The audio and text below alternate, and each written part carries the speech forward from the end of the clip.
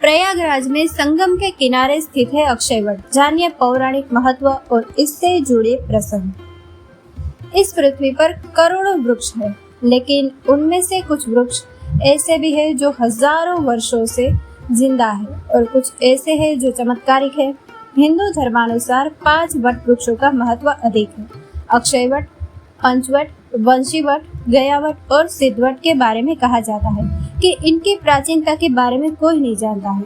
अक्षयवट, जिसे भारतीय धार्मिक और सांस्कृतिक परंपराओं में अत्यंत पवित्र माना जाता है, पौराणिक कथाओं और आस्थाओं से जुड़ा हुआ है। यह वट वृक्ष उत्तर प्रदेश के प्रयागराज में स्थित है और संगम क्षेत्र में गंगा, यमुना और अदृश्य सरस्वती के संगम के निकट इसका स्थान है। इसे अक्षय वट इसलिए कहा जाता है क्योंकि यह अजर अमर माना गया है और इसका अस्तित्व सृष्टि के आरंभ से ही है। अक्षय का अर्थ होता है जिसका कभी क्षय न हो, जिसे कभी नष्ट न किया जा सके। इसलिए इस वृक्ष को अक्षय वट कहते हैं। वट का अर्थ बरगद, बड़ आदि। इस वृक्ष को मनोरथ वृक्ष भी कहते हैं, अर्थात मोक्ष देने वाला या मनोकामना पूर्ण करने वाला। यह वृक्ष प्रयाग में संगम तट पर हजारों वर्षों से स्थित है। अक्षयवट को मोक्ष का प्रतीक माना जाता है। मान्यता है कि इस वृक्ष के दर्शन मात्र से पापों का नाश होता है और जीवन मरण के बंधनों से मुक्ति मिलती है। त्रिवेणी संगम के पास स्थित होने के कारण यह तीर्थ यात्रियों और श्रद्धालुओं के लिए विशेष महत्व रखता है। माघ मेले और कुंभ मेले के दौरान यहाँ लाखों भक्त आते हैं और इसे पवित्र मानकर इसकी परिक्रमा करते हैं। हिंदू धर्म ग्रंथों के अनुसार अक्षय वट की पूजा करने से अक्षय पुण्य की प्राप्ति होती है। महाभारत और पुराणों में इसे ब्रह्मा, विष्णु और महेश द्वारा संरक्षित बताया गया है। इसे त्रिदेवों की कृपा का स्थान माना जाता है। अक्षय वट का उल्लेख अनेक धार्मिक ग्रंथों में मिलता है।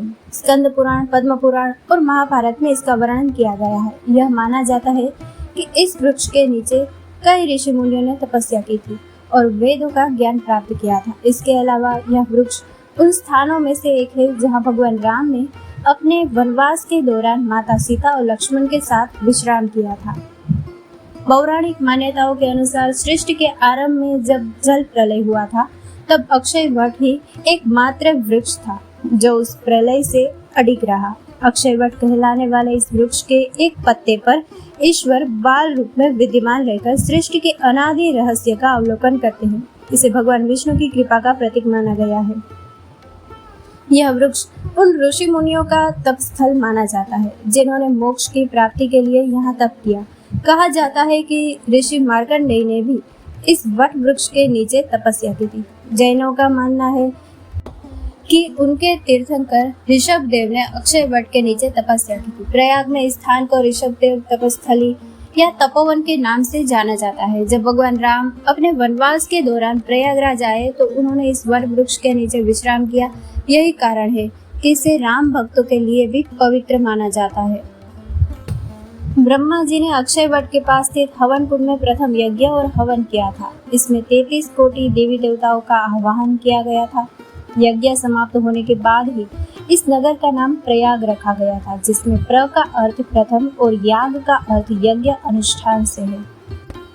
अक्षय वट का पहला उल्लेख वाल्मीकि रामायण में मिलता है। भारद्वाज ऋषि ने भगवान राम से कहा था, नरश्रेष्ठ, तुम दोनों भाई गंगा और यमुना के संगम पर जाना। वहां से पार उतरने के लिए उपयोगी घाट में अच्छी तरह देखभाल कर यमुना के पार उतर जाना। आगे बढ़ने पर तुम्हें बहुत बड़ा वट वृक्ष मिलेगा। उसके पत्ते हरे रंग के हैं।